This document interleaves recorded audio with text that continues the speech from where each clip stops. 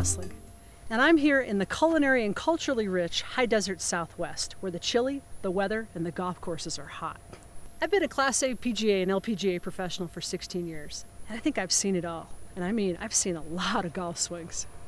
Could you ever think or imagine that creating a good golf swing might be related to making a good meal? Or building a house? So ladies, what if we compared the golf swing to a recipe for cooking up some gourmet meal? Or guys, to building that primo garage out back? We know in both cases there is a right order in which the ingredients should be added, or the materials, to ensure that we cook up or build that intended feature. Sway, reverse pivot,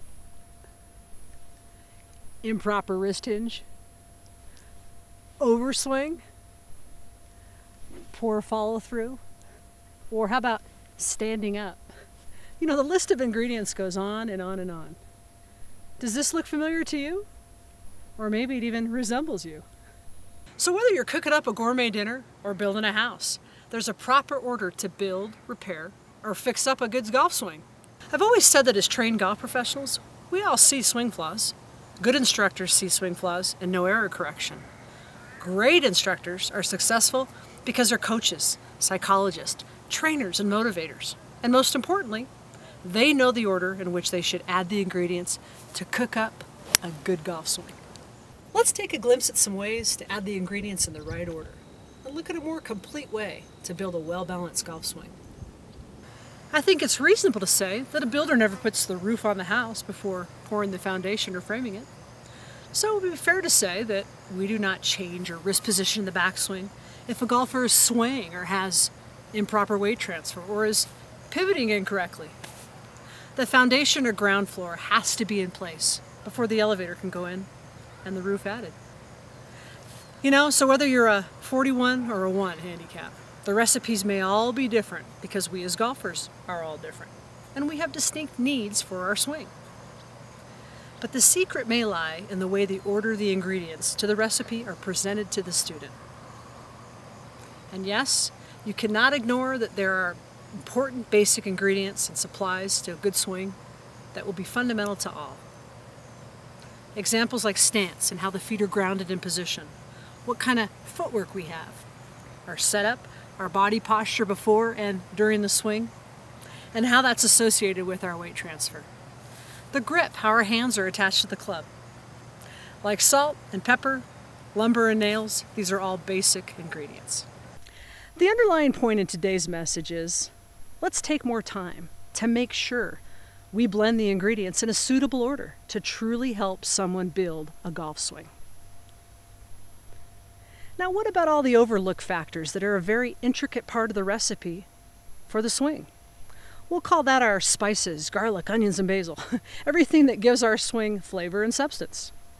Compare that to injury or work and family stresses, diet and physical limitations that affect energy levels, flexibility, endurance, and mental focus. These are all real issues that our students are dealing with. And at the same time, they came to a golf professional to try to hit a golf ball better.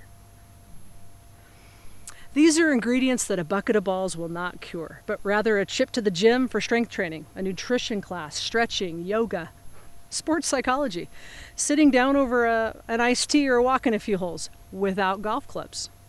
So it would be fair to say that proper error correction is to make sure that the modifications are made in a well thought out and planned order to see the improvements.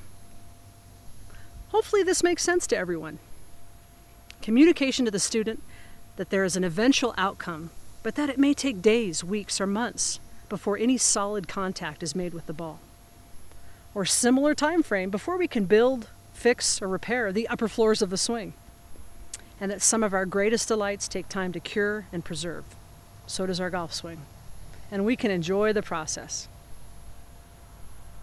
The point is, we all search for a more practical or well thought out approach or perspective to the golf swing.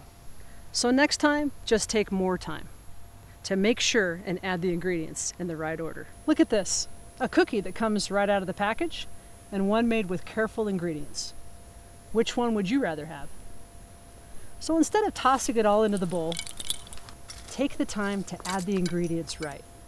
That's going to make the finished product a delight.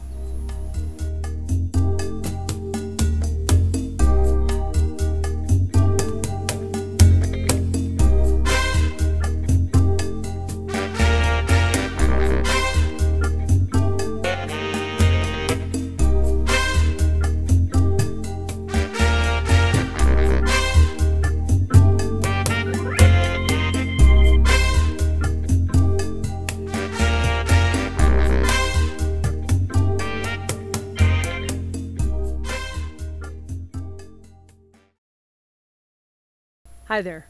Once again, I'm Racquel Huslig, PGA and LPGA Class A professional, and I'm back in the culturally and weather-rich state of New Mexico. One of the most easily forgotten golf reminders is a nice full shoulder turn. There are a few main reasons why this important swing component sometimes goes away, and the result is a much weaker, disconnected arm swing. Number one, we often arrive to the golf course without warming up before heading to the tee. The body aches and feels stiff, especially as the weather gets colder. Number two, the first tee can sometimes be an intimidating environment where you might place greater stress on yourself to get the first tee shot in play. We then have the tendency to make a more timid, partial turn. And number three, areas on the course where we face a very defined obstacle, like a narrow tree-lined tee shot, going over water, or awareness of out of bounds. All these factors will sometimes cause us to not complete a shoulder turn and swing with our arms. So let's remember to stay connected to our games.